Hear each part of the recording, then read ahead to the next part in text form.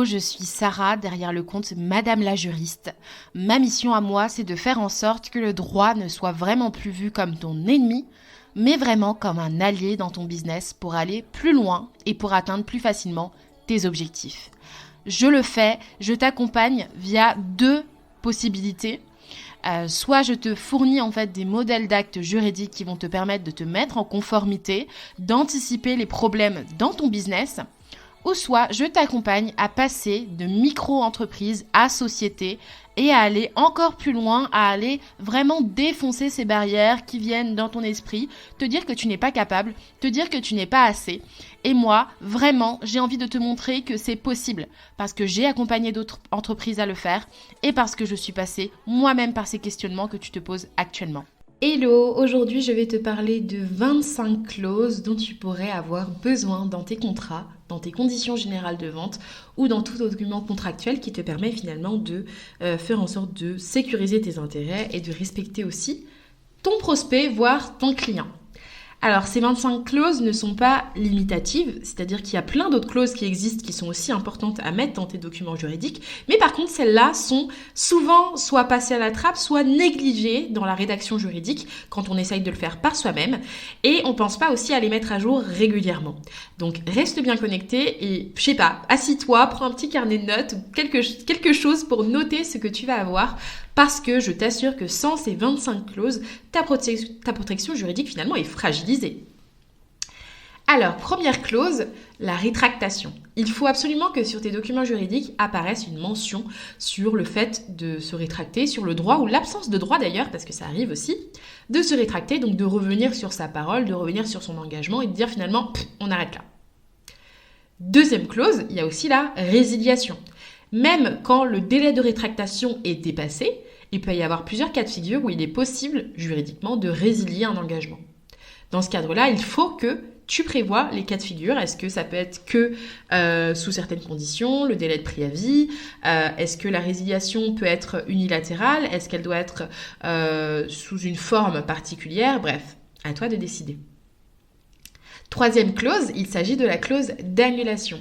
Donc c'est à peu près similaire à la clause sur la rétractation, sauf que ça concerne plutôt donc le cas de figure par exemple des séances, le fait d'annuler une séance, même si le délai de rétractation est dépassé, ou alors si le droit de rétractation n'est pas applicable, le fait d'annuler aussi la participation à un événement quand toi tu es l'organisateur, donc le fait de dire par exemple j'annule un événement, moi en tant qu'organisateur, donc il y a des conditions juridiques que tu dois prévoir pour ça, notamment par rapport au remboursement que tu devras au client. Quatrième clause, nous allons parler des impayés. Donc souvent cette clause est quand même présente, mais elle ne s'appelle pas comme ça, donc je l'ai mis de manière générale juste pour que vous puissiez visualiser en fait de quoi je vais parler, mais les conditions, comment tu vas régler finalement la situation quand tu ne reçois pas ton paiement à échéance. Cinquième clause, celle de la cession de droit. Donc là, ça va concerner les droits d'auteur. Comment tu vas décider finalement de répartir les droits que tu décides de céder sur les œuvres que tu mets à disposition, tes e-books, tes supports pédagogiques par exemple. Sixième clause, le paiement en plusieurs fois. Donc le fait d'accepter d'avoir des paiements en plusieurs mensualités va avoir des conséquences aussi sur ta protection juridique. Donc tu peux bien sûr en préciser les conditions et puis expliquer aussi quand est-ce que les conditions ne sont plus réunies pour bénéficier de ce paiement en plusieurs fois. Septième clause, celle sur les données personnelles. Alors cette clause-là, il faut faire attention parce que sur tous les modèles que vous trouvez en ligne qui datent de Mathusalem, vous ne trouverez pas de clause concernant les données personnelles ou du moins pas de clause conforme au RGPD. Donc si jamais vous n'avez pas encore mis à jour cette clause-là, il est important de la mettre dans votre to-do list, genre right now.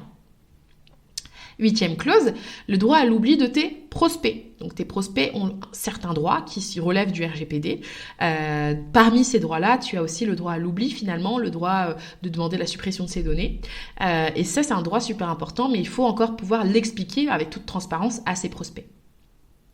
Neuvième clause maintenant, nous allons parler de la déontologie. Et là, je m'adresse tout particulièrement aux consultants et aux coachs et aussi aux formateurs. On le sait très bien, en ce moment, il y a vraiment cette recherche d'authenticité, cette recherche de plus d'éthique professionnelle. Et on sait aussi que la Miviludes, est-ce que je l'ai bien dit? Miviludes, pardon. On sait aussi que la Miviludes fait vraiment attention aussi à ces indicateurs-là pour vérifier si vous faites partie des coachs ou des formateurs qui respectent leurs promesses commerciales ou si vous faites partie de ceux qui tombent dans des dérives sectaires et qui manipulent finalement la promesse de vente. Donc faites attention à la déontologie. 10e clause, la confidentialité des échanges. Et quand on parle de confidentialité, on peut parler tout simplement aussi du secret professionnel, même si vous n'êtes pas soumis légalement au secret professionnel, vous pouvez aussi mettre sous le champ de vos ateliers individuels une sorte de protection finalement sous l'angle du secret. Donc ça peut rassurer aussi vos prospects, notamment dans le consulting. 11e clause, donc sur les définitions. Et là, c'est une clause qui va finalement être là au tout début de chaque document juridique pour vraiment expliquer quelles sont les définitions. Quand tu veux dire prestataire, qu'est-ce que tu entends par là? Quand tu veux dire sous-traitant, qu'est-ce que tu entends par là? Client, à partir de quand on devient client? Donc toutes ces questions-là, il faut y répondre dans vos documents juridiques. 12e clause, l'exception d'inexécution. Donc l'exception d'inexécution, c'est un cas de figure spécifique qui s'applique à l'application finalement du code civil. On ne peut pas l'appliquer de n'importe quelle manière, mais c'est une des clauses qui te permet finalement de justifier de pourquoi toi tu vas arrêter d'exécuter ta part du contrat parce que tu estimes que l'autre n'exécute pas sa part du contrat. 13e clause, donc les obligations du client. Donc là, dans les obligations du client, finalement, on va parler ni plus ni moins de ce qu'il doit faire pour remplir sa part du marché pour que toi, tu puisses aussi avancer. Par exemple, si tu as un site internet, le fait que ton client doive te remplir telle ou telle information avant de publier le site, sinon tu ne pourras pas le publier. 4e clause, elle fait un peu écho à la 13e, ce sont les obligations de l'entreprise. À partir de quand, toi, on estime que tu as rempli tes obligations? Est-ce que c'était plutôt des obligations de moyens ou de résultats notamment? 15e clause, celle sur la livraison. Ça s'applique aussi bien quand on exerce de manière en ligne ou quand ça concerne aussi des produits physiques. Par exemple, la livraison, ça peut être aussi la remise des livrables électroniques sous certaines conditions. Par exemple, le fait de créer un compte en ligne sur telle ou telle plateforme. Et maintenant, pour la livraison physique de produits, ça peut être aussi tout simplement, après la commande, après l'expédition, il nous faut telle ou telle information, il nous faut confirmer telle ou telle chose avant de pouvoir vous faire livrer des produits. Et si jamais la livraison n'a pas lieu ou s'il y a du retard de livraison, vous pouvez exercer tel ou tel droit.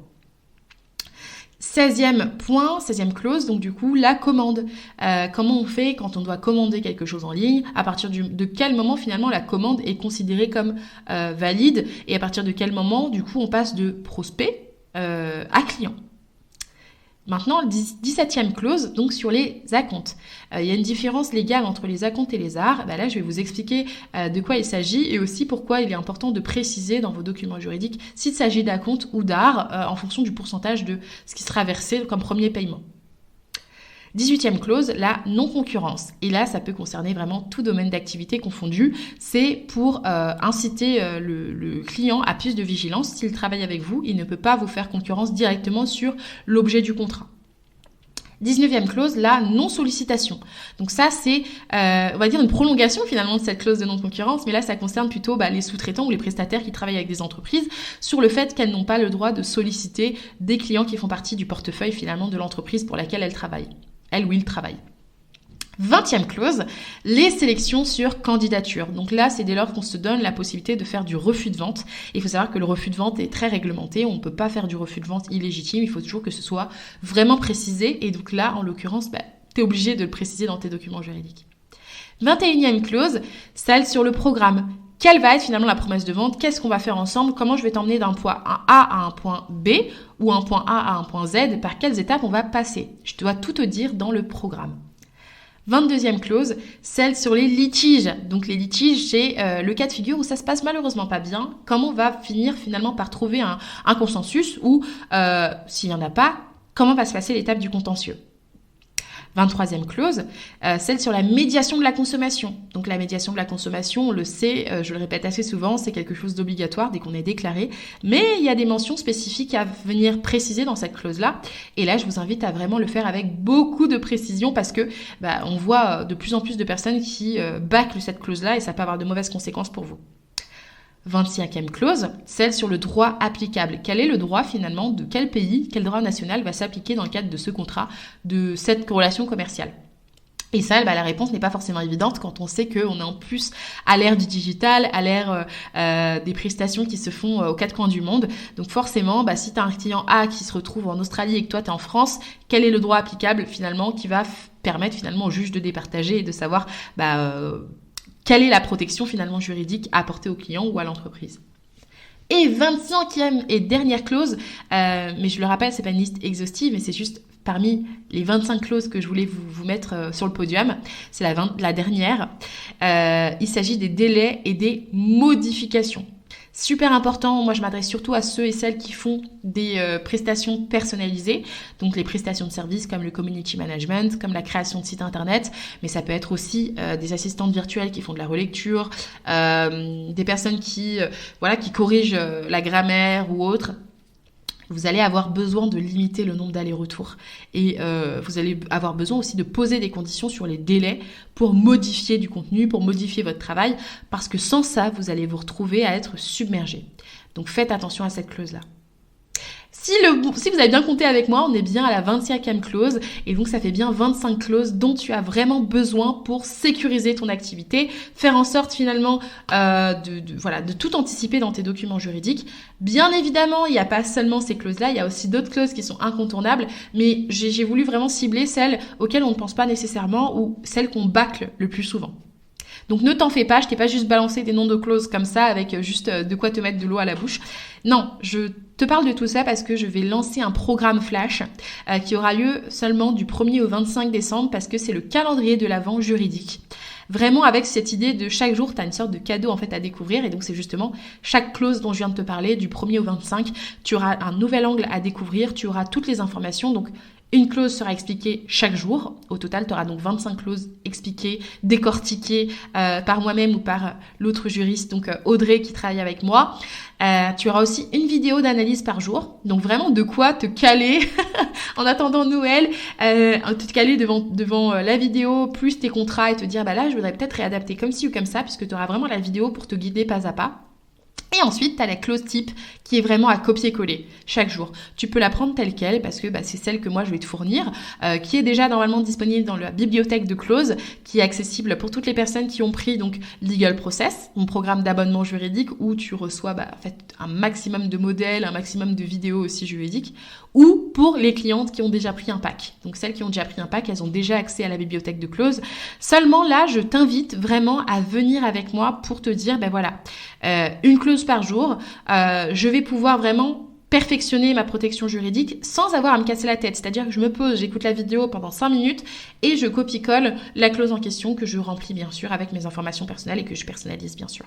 Donc là, tu as toutes les clés en main pour préparer cette nouvelle année, donc préparer 2023 avec moi et aussi avec du coup Monica qui est apprentie juriste mais qui est aussi ma sœur qui est en stage et Audrey qui m'accompagne depuis bientôt 6 mois maintenant pour épauler, pour chouchouter davantage mes clientes sous l'angle juridique et surtout s'assurer que chacune de tes questions va avoir une réponse. Puisque tout ça, ça va se passer sur un groupe privé qui sera fermé aussi, donc tout le monde ne pourra pas y accéder, donc ce sera vraiment limité, ce sont des places limitées. Et pour toutes les 10 premières inscrites, donc là il y a déjà une place qui est partie, avant même que j'ouvre les inscriptions, pour les 10 premières inscrites, vous aurez aussi une séance de formation individuelle à prendre avec moi en janvier, pour créer votre propre politique d'entreprise. Et la politique d'entreprise, j'en parle vraiment régulièrement, mais c'est pour moi la feuille de route juridique de son business. Ça te permet de faire en sorte que les règles juridiques, finalement, sur lesquelles repose ton business, soient alignées à tes valeurs profondes. Et que finalement, il n'y ait pas de décalage entre la personne humaine que tu es, ce que tu veux véhiculer, que ce soit des valeurs féministes, des valeurs de tolérance, des valeurs de véganisme, par exemple, que tu fasses en sorte que ce soit aligné avec ta manière de faire avec tes clients et que même en termes de valeur et de conviction, si toi tu es pour garantie, satisfait ou remboursé, que tu puisses vraiment faire en sorte que ça s'applique sur tous tes documents juridiques et aussi pour toutes les offres que tu proposes. Je te dis à très bientôt, très certainement dans le programme si jamais tu es intéressé. Pour cela, je t'invite à venir sur la page donc madamelajuriste.fr/Legal Days, donc LEGALDAYS. Et dedans, tu pourras venir t'inscrire et réserver ta place. Alors, il est possible, en fonction de quand tu écouteras cet épisode de podcast, que les places soient fermées, parce qu'elles ferment le 17 Donc si jamais tu as vraiment envie de rentrer dans le programme ou d'accéder à tout ça, il faudra que tu puisses prendre un pack juridique. Donc ça, le pack juridique, si tu écoutes cet épisode de podcast après le 17, le pack juridique sera disponible directement sur legalpitch.fr. Donc c'est legalpech.fr. Je te dis à très bientôt pour un prochain épisode de podcast et n'hésite pas à venir me voir en DM sur Instagram si tu as des questions. À bientôt!